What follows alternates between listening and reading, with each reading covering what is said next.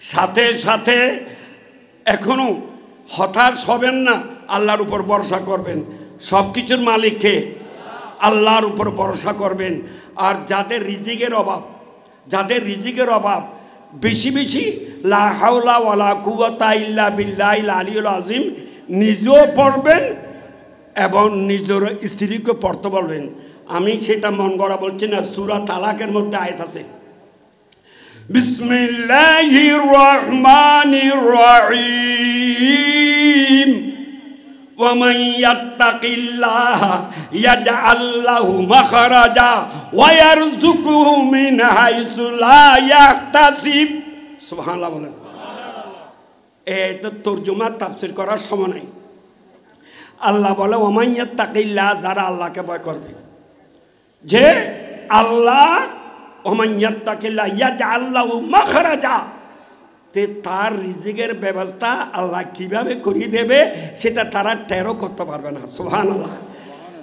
এই তো শানুজুল একজন সাহাবা, বিস্তারিত বলছি না যে হয়তো সময় নাই, আল্লাহ নবীর দরবারে যাইয়ে আরজি পেশ করলো, ইয়া রাসূলুল্লাহ, আমার একজন ছেলে ছিল, উপযুক্ত ছেলে, সে কামাই কসব করে, কিছু কামাই রোজগার করে, আমাদেরকে দিত, আমরা তার আব্বা আমরা দুজনেই ভালোভাবে জীবনযাপন করার একটা সুযোগ ছিল, ইবাদত রিয়াজত করার সুযোগ ছিল।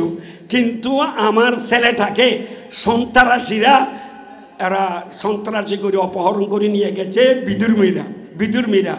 এখন আমরা এর মা অফিসে কান্নাকাটি করতেছে এবং আমিও কান্নাকাটি করতেছি এবং রিজিকেরও খুব অভাবে আছি। হুজুর, আমরা কি করতে পারি? আমার নবী শিক্ষা দিলেন, যাও তুমি যাইয়ে লা হাওলা ওয়ালা কুওয়াতা ইল্লা বিল্লাহিল আলিয়্যিল আযীম তুমি নিজে পড়বে এবং তোমার স্ত্রীকে বলবে লা হাওলা ওয়ালা কুওয়াতা ইল্লা বিল্লাহ, অন্তঃস্থল থেকে মহব্বত নিয়ে এটার দিকে ভক্তি রাখি পড়তে বলবা। বলে ঠিক আছে। বিবির কাছে চলে আসলো।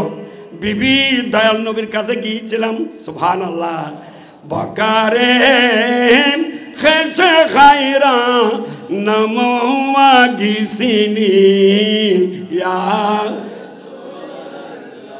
পরিশান নমো পরিশান নমোয়া গিসিনি ইয়া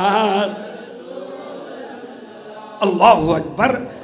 আমার দয়াল নবী আমাকে একটা দোয়া শিখিয়ে দিয়েছে, আমাকে পড়তে বলেছে, তোমাকেও পড়তে বলছে। বলে ঠিক আছে, আমার নবী যা বলেছে তাই করব। সুবহানাল্লাহ। নবীর সিদ্ধান্ত ছাড়া আমাদের আর কোনো সিদ্ধান্ত আছে না। আমরা নবীর উম্মত, নবীর কথা মেনে চলবো, ঠিক কি না? তখন তারা লা হাওলা ওয়ালা কুওয়াতা ইল্লা বিল্লাহিল আলিয়্যিল আযীম পড়তে লাগলো। এক সপ্তাহ হতে পারে নাই, তার ছেলে প্রায় 4000 ছাগল নিয়ে আরও কিছু ওঁট নিয়ে গভীর রাত্রিতে তার ঘরে চলে এসেছে। সুবহানাল্লাহ। এসে আব্বা আম্মা করে ডাকতেছে। তাফসীরে সাহাবীর মধ্যে এই আয়াতের তাফসীরের মধ্যে আছে। তখন তাড়াতাড়ি দরজা খুলি, আম্মা ছেলেকে দিয়ে, কারণ অনেকে নিজের ছেলে এখনো হারাই ফেলেছে, ঠিক কিনা? যারা নিজের ছেলেকে হারাই ফেলেছে, অনেক কষ্ট করি তাকে সুশিক্ষিত করেছে, তার উপর আল্লাহ রসুলের পরে কিছু আশা ভরসা করেছে, এরকম ছেলেও তো মৃত্যুবরণ করছে, ঠিক কিনা? এদের আব্বা আম্মা বালা জানে এদের অন্তর কি আগুন জ্বলতেছে। তখনই দেরি করে নাই, আম্মা বের হয়ে তাকে জড়াইয়ে ধরে কাঁদতে লাগলো, বাবা তোমার শোকে আমি রাত্রি ঘুমাতে পারছি না, আর ছেলে কান্নাকাটি করতেছি। তোমার আব্বা সেরকম দয়াল নবীর কাছে তোমার জন্য দোয়া চেয়েছি, আব্বা তুমি কি করে আসলা? বলে আম্মা জানি না আমার নবী কি দোয়া আমার জন্য করেছে, আপনারা কি দোয়া পড়েছেন জানি না, যে সন্ত্রাসীরা, অপহরণকারীরা, বিধর্মীরা আমাকে জেলখানার মধ্যে আবদ্ধ করে রেখে চতুর্দিকে পাহারাদার হিসাবে ছিল। হঠাৎ করে দেখতেছি তারা সবাই ঘুমিয়ে পড়েছে। সেই সুবাদে আমি বের হয়ে তাদের 4000 ছোলের ছাগলের দল একটা ছিল, সেটা আমি ডেকে নিয়ে আসিছি এবং 2-4টা ওটো নিয়ে আসলাম। এখন এভাবে তো আব্বা আমি তো কাঁদতেছি আপনাদের দেখার জন্য, আম্মার জন্য অন্তর কাঁদতেছে, আব্বার জন্য অন্তর কাঁদতেছে। আমি কোন সময় চলে যাই সেটা আমার বিশ্বাস ছিল না, তাই আমি তো খুবই কান্নাকাটি দিয়েছিলাম। তাই আল্লাহর মেহেরবানিতে আমি চলে এসেছি। এ খবর পেয়ে তারা আনন্দিত হলো এবং মদিনাওয়ালা নবীর দরবার গেল।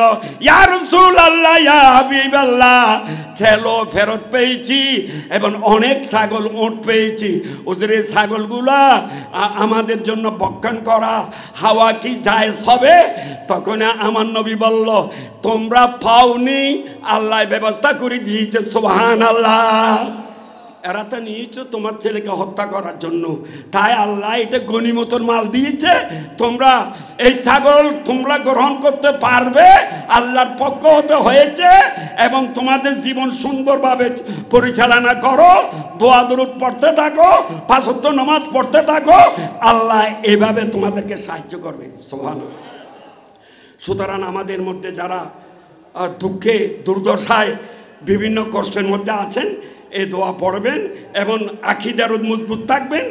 যেভাবে ইমাম হুসাইন রাদিয়াল্লাহু তাআলা আনহু ছিলেন সেভাবে থাকার দরকার আছে কিনা?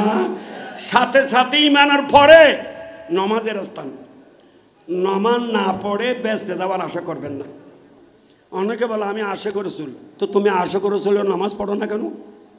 নামাজ তো পড়তে হবে, ঠিক কিনা? আমার নবী ইন্তেকালের আগ পর্যন্ত নামাজের কথা বারবার বলেছেন। কোন 1,24,000 সাহাবা নামাজ ছেড়ে নাই। গৌসে পাক গরিবে নামাজ, ওলি আবদাল গৌস কুতুব কেউ নামাজ ছেড়ে নাই।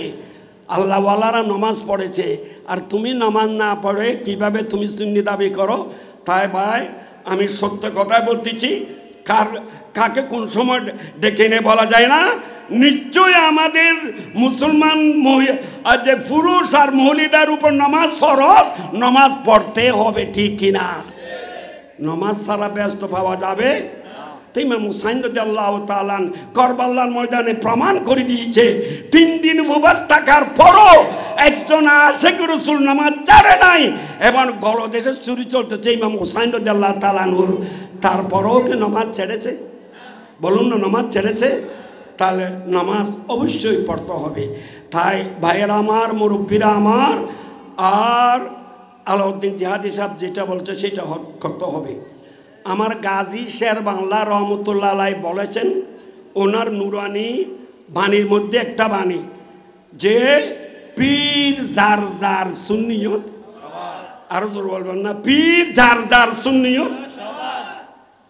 খবরদার, আমি এই পীরের শরীফ, আমি একদল, আমিও পীরের শরীফ, আমি একদল, এই অবস্থা হবে না। পীর যার যার সুন্নিয়ত।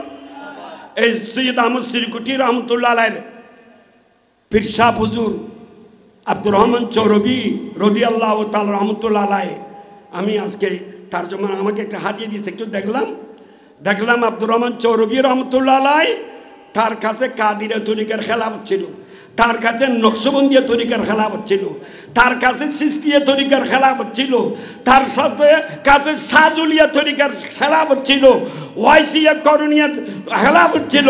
তার অর্থ এটাই বুঝিয়েছে, আমি আব্দুর রহমান চৌরবি, আবার আমার খলিফা সৈয়দ আহমদ সিরকুটি রহমতুল্লাহ আলাইহি, আওলাদুর রাসূল তৈয়ব সাহেব রহমতুল্লাহ আলাইহি, আমি সমস্ত তরিকাকে শ্রদ্ধা করি এবং সমস্ত তরিকার খেলাফত আমার কাছে আছে। সুবহানাল্লাহ, আল্লাহু আকবার, ইয়া রাসূলুল্লাহ, ইয়া রাসূলুল্লাহ, জিন্দাবাদ জিন্দাবাদ। তাই আমাদের সব মুসলমান এক হতে হবে, ঠিক কিনা? শের বাংলার শাহজন মাথার 7 ফাটা করেছে, কিন্তু সুন্নি জামাতের মতন কোনো ফাটাফাটি করেছে, দলাদলি করেছে? তা আমাদের মুরব্বীরা কেমন ছিল, আমরা কেমন? তাই আসুন মৌলানা আলাউদ্দিন সাহেবের কথাকে আমি ধন্যবাদ জানাই বলছি, যে আমরা যত সুন্নি মুসলমান আছি সব এক হয়ে যায়। দেখবেন মদিনাওয়ালা নবী আমাদের উপর খুশি হবে, ওলি আল্লাহরা আমাদের উপর রাজি হবে, দুনিয়া আর দুটোটা কামিয়াব পাবে, ঠিক কিনা? আল্লাহ আমাদেরকে এভাবে চলার তৌফিক দান করো। সালাত দুনিয়া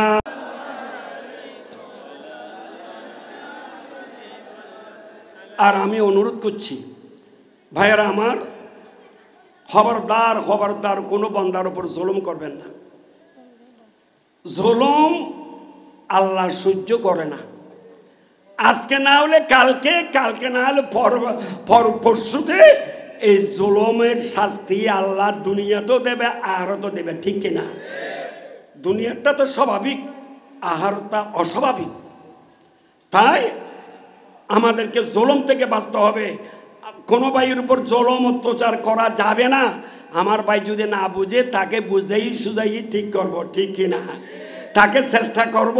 আল্লাহ আমাদেরকে সব ভাই বন্ধু 2000 পৌরসভার মধ্যে মিলিয়ে মিশিয়ে সুন্দরভাবে সারা বাংলাদেশে যা সুন্দরভাবে আমরা থাকতে পারি সেই তৌফিক দান করুক, আমিন বলেন।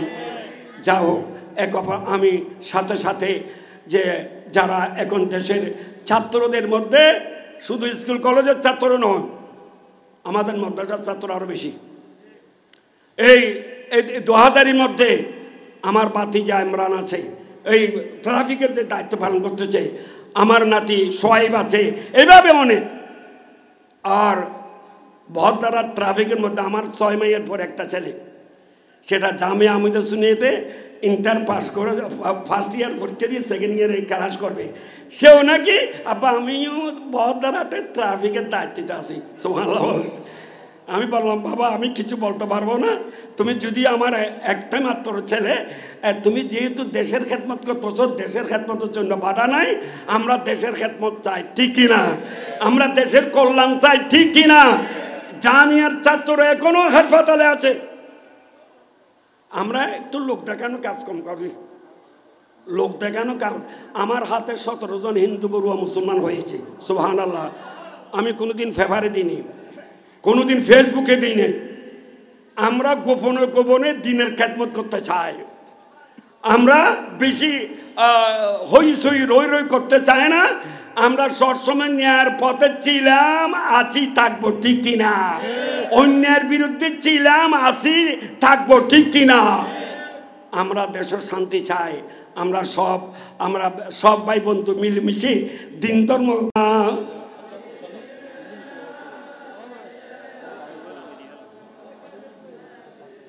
আচ্ছা, আপনাদেরকে আমি স্বেচ্ছায় কষ্ট দিচ্ছি না। আরও ভাবে নাই এত জনসমাবেশ হবে, সুবহানাল্লাহ। এত যে আমি তো চিন্তা ভাবনা করতেছি এই পরিস্থিতির মধ্যে আমার ভাইয়েরা মাহফিলে আসবেন কি না। দেখতেছি আমার মন ভাগ ভাগ হয়ে গেছে যে আল্লাহর বলি ভক্ত, নবী ভক্ত সুন্নিরা, এরা কিছুকে ভয়